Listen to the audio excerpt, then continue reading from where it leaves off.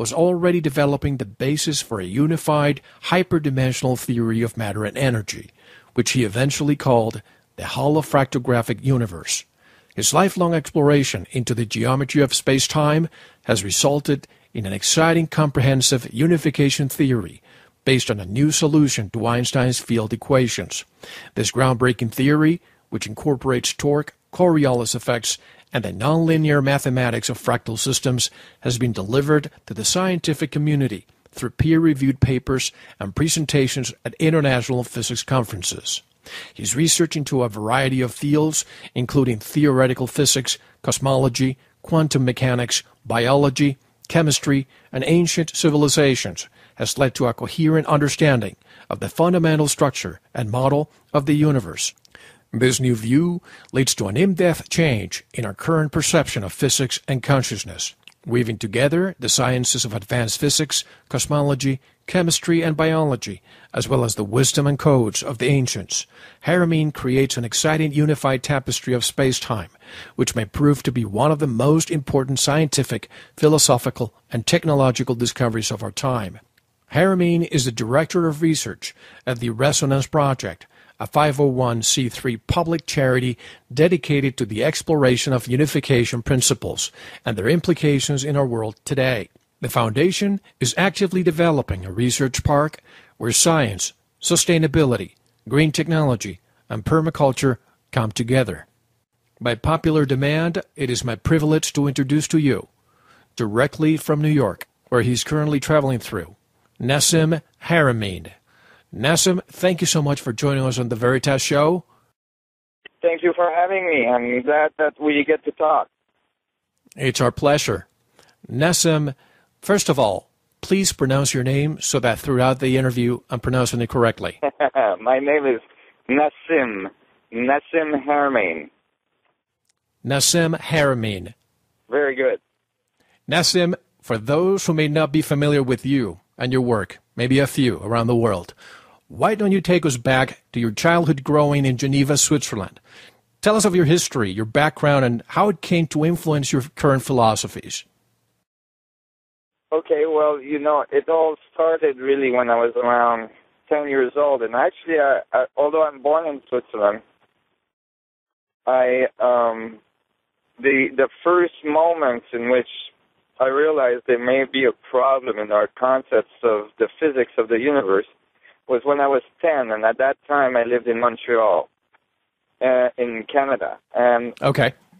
And my first lesson in geometry, and it was a very crucial moment in my history because the teacher went to the blackboard and said, "Today we're going to learn about dimensions." And it's the first lesson in geometry. And, when he said that, because I was a very imaginative boy and I lived in, a whole world inside my head, when he said we're going to learn about dimensions, I thought he was going to talk about that.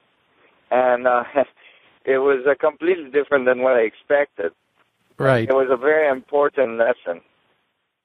And basically, the teacher made a little dot on the blackboard and said, "That dimension 0," and it didn't exist. And as soon as he said that, I knew I was going to be in trouble because I could see the dot all the way from the back of the class. So if I could see the dot, how is it that it didn't exist?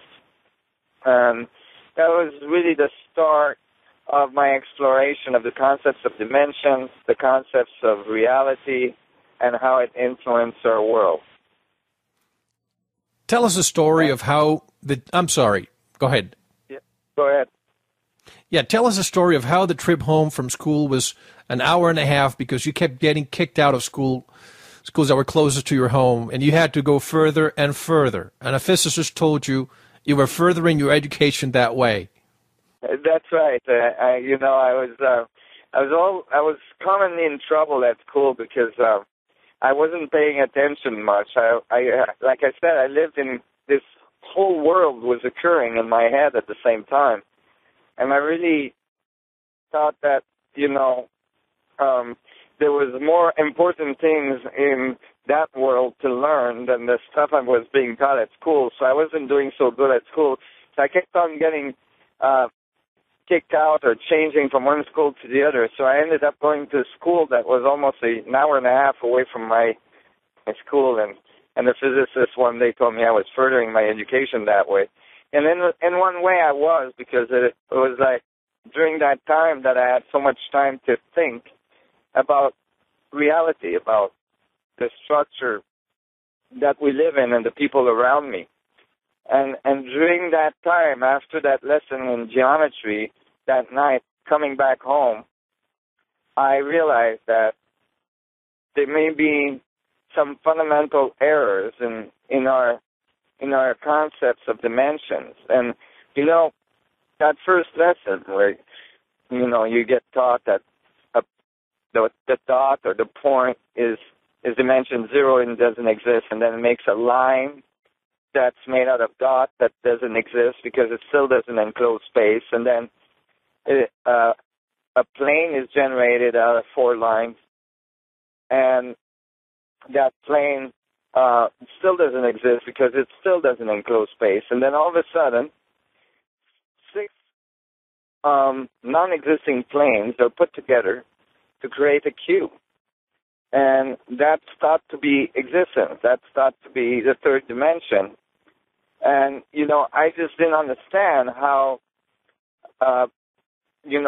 planes that are made out of lines that are made out of dots that don't exist, non-existing planes, if you put like thousands of them together, I don't care how many you got, you're still not going to enclose space. All you got is non-existence to the fourth, not existence. So I started to think there must be some fundamental error in this axiom of creation, axiom of dimensions. And so on the way home that night, I started to think, well, how can I solve this? I wanted to figure out a way to solve this fundamental axiom because for me it was important to understand dimensions. I didn't know at the time, but like all of our math and physics, most of our physics are based on this concept. Like Einsteins Field Equation is based on flat space, and so is quantum theory, and so on. And so I realized we need to understand dimensions better. But at the time, in my bus on the way home, I thought, I'm going to solve this before I get out of this bus. And basically what I did is I started to think about the dot, and I expanded my mind, I expanded myself in my mind's eye so that I could see the bus from above. And I could see that as I rose up, the bus got smaller and looked like a dot. And then eventually the Earth got smaller and looked like a dot. And eventually the solar system got smaller and looked like a dot. And the galaxy got smaller and looked like a dot. And all that seems like dots from infinitely big, as far as I could go. So more or less what we saw in the movie Contact at the beginning. Yeah, exactly. Or Power of 10, or there's multiple movies that have been made like that. Or this concept that has been around for a while, but it's never really been applied to physics. In any case, I eventually came back in my mind's eye into the bus, and I looked at my hand, and I thought, I wonder what it's made of. And I realized as I, in my mind's eye went into my hand, that it would be made out of dots we call cells. And then as I looked closely, it was each cell was made of billions of little dots we call atoms. And then I looked into the middle of an atom, and I realized, oh, wait, there's a dot in the middle, and that dot was probably divisible into smaller dots, and I thought, it's dots all the way down. And actually, this was the first time I had a